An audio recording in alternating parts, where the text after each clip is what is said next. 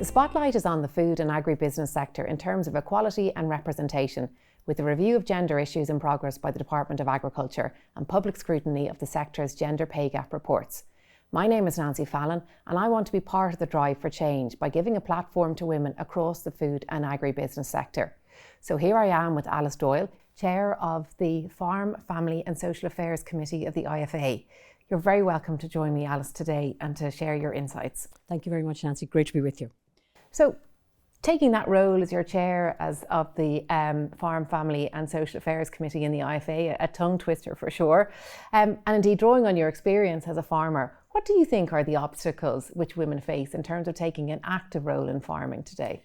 Look, they're numerous, I suppose, really, but they're lessening. That's the good start. So we'll start with the positive, that they're lessening, but they are numerous. And I suppose the first one is, the fact that a lot of farmers are still seen as males, and the farming structure is still seen as males. You know, it's historical. We go back right to the Stone Age man, where the man hunted and gathered, the woman was at home, and there was an obstacle then. There was later on then the patriarchal society, where the male passed on the farm to the son, and that's changing, thanks be to goodness. But we still have a bit of it, it'll take a while to get rid of all of that. So I think that's the first one when it comes to inheritance, that it's still seen as the son is the one who is the main inheritor, or will be identified as the main inheritor. That's one. There's an area around finance. A lot of women still would find it quite difficult to get finance, and I think some of it too is a lack of confidence within themselves to know that they can go out and look for that finance, but it wouldn't be seen as being very free to give finance to women. And a lot of women too who work on farms, they have alternative enterprises on the farm, so they're trying to run an independent business but connected to the farm. So they find that they actually have to go through the partner on the farm, who's often the male, to get the finance to start the business. And I think that's another problem. And I suppose too, there's always the old historical thing that the woman was the helper on the farm rather than the main driver on the farm, which is quite untrue. The woman was often the driver in the background, because the old adage, behind every good man there was a really good woman, and who didn't get the recognition. But so I suppose a little bit of lack of recognition still is also a problem. Yeah, no, I think you're right. Like, it's interesting. Women really were the backbone to farming in many ways for many, many years. And it's about trying to, well, if they want to continue to be that's fine too. But those that want to take a more active role, it's to trying to encourage that. And as you have articulated there very clearly, there are lots of obstacles. And how do you think the farming sector would benefit from having better female representation? Well, I think it's like, in general, women bring a balance to the table. And, if you look around most households, whether it's farming or non-farming, but particularly in farming, most of the decisions are made around the kitchen table. And again, it's due to the fact, I think, that we don't get recognition for the fact that we do it. We do it. We do put that balance there. We do bring that it's the evening off of things. I often notice, in the household, that the farmer, when we say the farmer being the male, is the one who wants to, buy the big machine, wants to get the extra land, wants to go ahead. The woman brings a bit of a level thinking into it and said, well, we can buy that tractor, but it can only be so much, because so much is needed to do other things in the farm. It's not all about just that bit. They're wider focus. And I think women, can be very tuned in to budgets. They're tuned into the minutiae of how farms run and how businesses run. And a farm is a business, and women are definitely more tuned into that minutiae than the men are. The men see the big picture, but they don't see the detail that's required to keep it going. And I think it's just good balance. And again, male, female, that balance is there, and I think that's important. Yeah, and I think it's interesting. The balance is, it's the right thing to do. But equally, as you say, a farm is a business, and it has to be a business. And bringing kind of different skill sets actually will benefit the farm. So overall, it's a win-win, both in terms of having more representation, but also the farm will probably be the better for it. Mm-hmm. That's true. And I think the younger women coming into farming now, we talk to them, I talk to them quite a bit about that, about transferring skills from off-farm jobs. I worked off-farm myself, for example, for years, and I know the skills that I used in my off-farm job were very transferable back to the farm, because the farm is a business. And when I talk to younger women, I would say to them, be very aware of that don't feel that you're coming onto a farm that you don't have any skills to offer here, but you do. You're bringing whatever you work in, you will have skills that transfer, because you're going from one business to another. And I think that's the recognition now, that farm is a business. It's just not a hobby, or it's not just a vocation. It's that too. Well, it's a vocation, certainly, maybe not a hobby, but certainly a vocation. But it is a business, and being a business, there are skills that are transferable from off-farm jobs, whether it's, it may be office skills that are transferred, it's confidence skills, it's negotiation skills, it's communication skills, and management skills. A lot of young women are coming from management backgrounds. And that management coming on to farm is absolutely huge. So it's good to see those young people, and particularly young women, coming back to farm, whether they're either marrying onto a farm or coming back to run a family farm. But it's very important that they realise that they're bringing those skills, and not to be afraid to put those skills out there and to say, well, I do bring a skill set here. Mm-hmm. I'm not just coming in, marrying in to the farm. I am bringing my baggage, and I mean good baggage, mm-hmm. with me. I'm bringing a bag of skills with me that are very good and very transferable. Absolutely, being proud and standing up for themselves and saying, mm-hmm. yeah, I can add value. It's not just about being, as you say, marrying in or just taking a back seat in it. It's actually being very much part of the business and very much part of driving it. And it's interesting that you talk about, we are seeing change at the moment. There's change across all sectors, but particularly in the agri sector and farming, you feel that there's an energy about it now. And I suppose looking at the National Dialogue for Women in Agriculture, and I know you were a part of that as well. What would you like to see coming out of that to try and help women face those obstacles? I think the biggest thing I'd like to see them is that they be given the confidence to believe in themselves, that they have a value and that they have a role that they can play, and that role will be recognised. A lot of young women there, either have inherited farms now in their own right, which is improving, which is great, they're taking over, or they're coming on to farms, and whatever way it is. But I'd like those to be given the confidence to express themselves, that they have a value. And I think a lot of the young women are seeing that, and they're beginning to realise, that they are getting support in that area. Now, some of it is a little bit lip service at the moment. I'm a little concerned that it's not as concrete as I'd like it to be, but at least the lip service is starting, which is a start. So that confidence is really important. Mm-hmm. I want that. I would also like the recognition for what they do, that their value is concerned, is considered to be important. Mm-hmm. And I think, again, we're getting there slowly. And I just think that women generally just need to believe in themselves. To realise that they're not, unique in the sense of that they can't be like what a farmer does, what the farmer traditionally did. Yeah. They can do it. Machinery has taken over from the fact that you don't have to be physically, robust to do it, which would have been why a man was always considered the farmer. Now most of the work is not physical, it's intellectual and mental, and a lot of women can do an awful lot of that as well or better than men. So I think that's where I would like to see it going.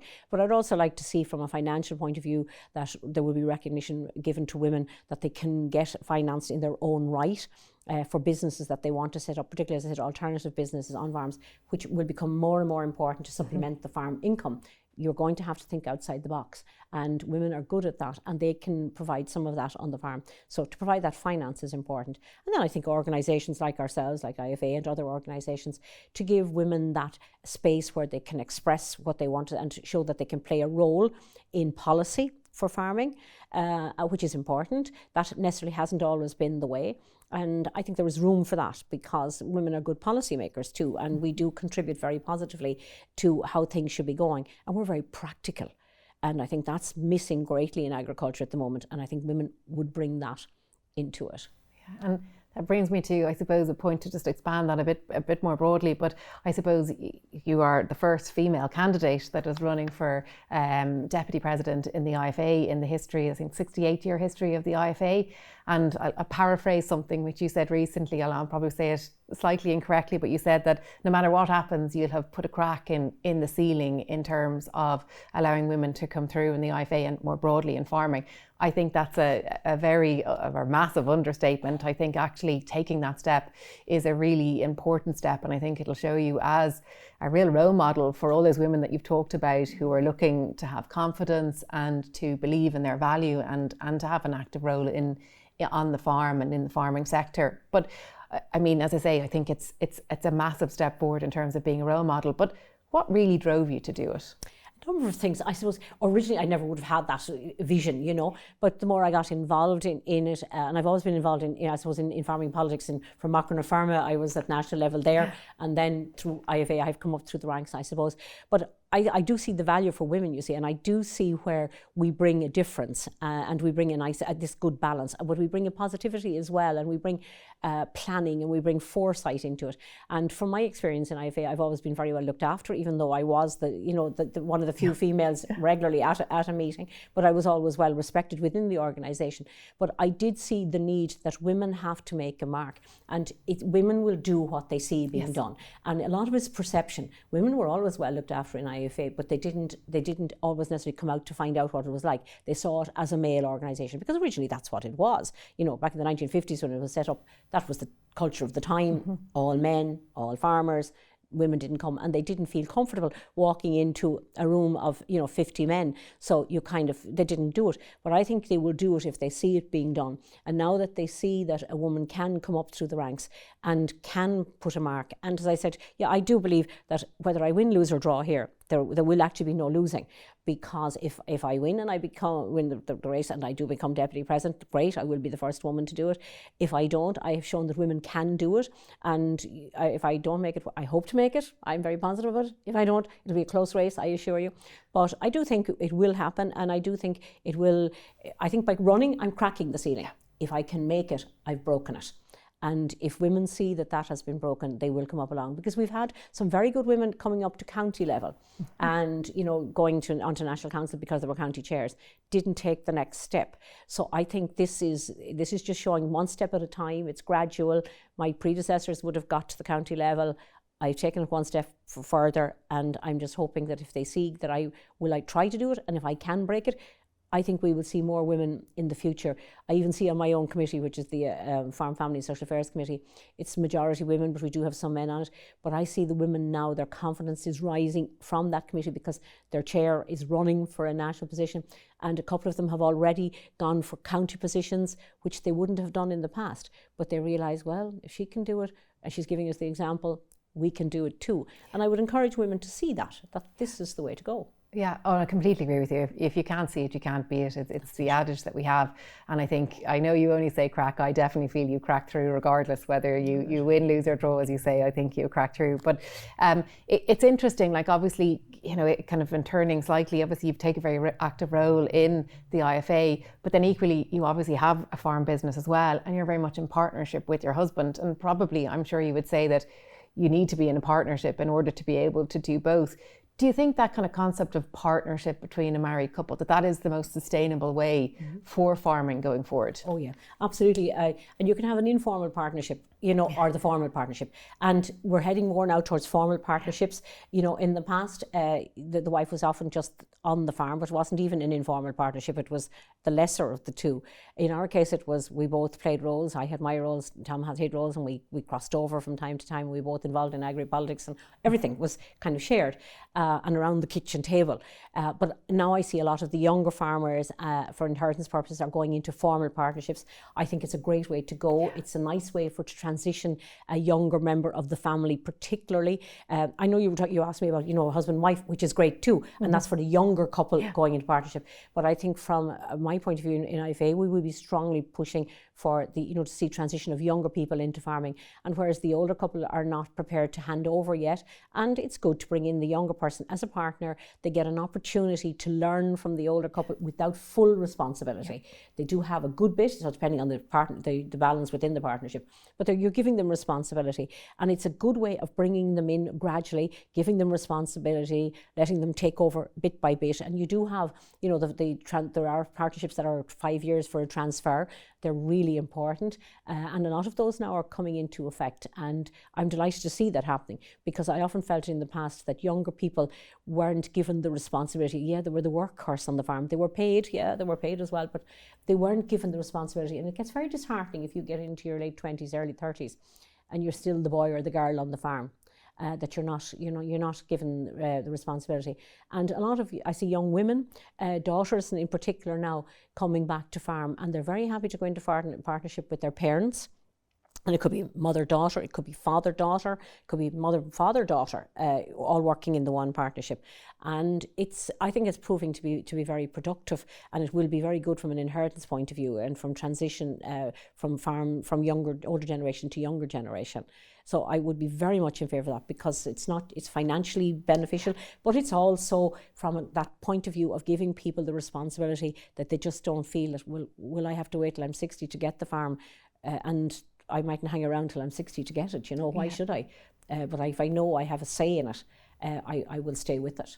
Absolutely, and it probably goes back to that comment around value. If you have responsibility and you're given responsibility, I guess you feel more valued, you feel more like you're sitting at the kitchen table, as you say, as an equal partnership, rather than as a kind of either a person who's just working on the farm or somebody who's just helping in the background. So it makes sense. But do you think that we need changes? The government needs to introduce measures to allow that to be done in a more tax efficient way? Do you think that you need to seek those types of changes from government? Yes, I do. I think government have a good bit to play here. We have a lot of things we need to look at, from from pushing people forward and inheritance and all of that. For example, I do believe the whole capital acquisition tax needs to be looked at. The value there, I mean, 335,000 is such a low figure. Anyone living in a townhouse is worth more than that now, let alone a farm. So you're prohibiting farmers from transferring land, depending on, I know there's tax reliefs and all that, but the overall figure is still very small at 335,000. I think that really needs to be looked at. We also need to be looking at, some of the schemes that are available both to men and women. Like, I give you an example. We in the Women in Ag Stakeholders Group, as well as in IFA, we pushed very hard to get the TAMS grant, which was to help young women. Particularly, we looked for an extra grant of up to 60%, which was 20% more than the average grant, to get women involved in farming. And we had great hopes for that, and we were promised great things, and it went in under the CAP 23-27 proposals and looked very well in Europe. I was at a meeting in Europe and we were told, women, Ireland, great, doing great stuff, you're moving ahead, you're getting this special allowance for women, great recognition, and all was going great until the TAMS 3 was announced on the 22nd of June. The women's one was the last one to be announced out of 10 different ones. We were the last, announced on the 22nd of June with the closing date of the 30th of June. Oh, yeah. When we saw the T's and C's, terms and conditions of it, it ruled nearly every woman in the place out, because the terms and conditions were so tight. So I was a bit worried that was lip service, and I don't like that. I liked the idea that we were going to get it. I had hoped that it would be broader, and we would be going back to the table looking for those T's and C's to be changed considerably to allow women to be recognised. And even if it's only a handful of women, those handful of women need that recognition. Yeah. It was almost an insult to women to be told that they were building themselves up for this and planning what they were going to do, and then suddenly discover we haven't a hope in hell of qualifying for this. So that's one of the areas I don't want lip service. And I like the women in the Women in Farming dialogue. Great, really delighted to see it. But again, I don't want it to be lip service. We can talk about, it's great to have women on farm, it's great to have women involved in agriculture, they've great value. But we have to show it in reality. And the reality is by showing that, that those extra grants will be available, that women will be not just token situations. And I get a bit worried about women being put on boards and things as token women. I like to see them getting on, but the quota worries me a little bit. Now, somebody did say to me, quota is important because if you get inside the door, you can make changes. But I do worry about, how to be perceived, that if women are just put on boards to be token women, not good. But at the same time, we need to show that we want women on the boards. We want the right women who have the right skills, and they're out there in their loads, so they're not scarce. Yeah, and it's interesting, 2 points I might pull on, but first the quota. It is an interesting, and it can be so controversial that, maybe women will feel that, they are just token there, that they're not, their views or their comments aren't really regarded in terms of the decisions that are being made. But equally, you kind of feel, you go back to your point that you made around confidence. If you put somebody on the board, even if it is a token to start with, actually, if they believe in themselves and the value that they can bring, they're contributing in a way that actually their voice will definitively be heard and they will be a part of it. So I know it seems to divide opinion quotas, but I can see the merit in it. And again, but it goes back to, there's no point in just putting someone on a board. You need to put them on the board and then give them the confidence, give them the skills to allow them to actively participate in it and be a strong member. And I think some of that comes back to training women too, you know, in the skills coming up to that. And like being involved in organisations like, say, IFA and whatever, we get the skills by coming up through that. You get those kind of skills that are needed to go on a board where you advocate on behalf of your organisation or you negotiate or whatever. And that's where we need to be encouraging young women to get involved in whatever organisation it is. Preferably, of course, I'd love it to be IFA, but it doesn't have to be. It can be, you know, the women in ag, it can be the young women in dairy, it can be the women discussion groups that are around the country, the Teagasc women discussion groups all around the country, in every sector. And I think it's so important that these young women come up through the ranks of those, because then they will come with the skills and they won't be seen as token coming on the board. They will come with that knowledge and skill and confidence coming on to a board, and that's really important. And I agree with you. You know, sometimes I said you have to get inside the door to make the change and to show that you're capable, and that might have to be through a quota. I would prefer if we didn't have to go that route, but in the meantime, we might have to use that to get there. Yeah, a needs must. Yeah, yes. Agreed. Yeah, and just the other point I was just going to go back to is you mentioned Europe. How do you think we compare against, I guess, farming sectors across Europe in terms of female representation? Statistically, if you looked at the statistics, you will see, you know, some countries are way ahead of numbers of women involved in agriculture. But when you dig down deeply into it, when you see what's considered full-time farming in some countries, and women are the key drivers in it, it's not quite like it is here. I sit on the women in the COPA group for women in Europe, and I look at, you know, a lot of the women that are on that group, and they would say they're farming. And when you ask what the farming is, they have a small little vineyard. They have a couple of acres of a vineyard.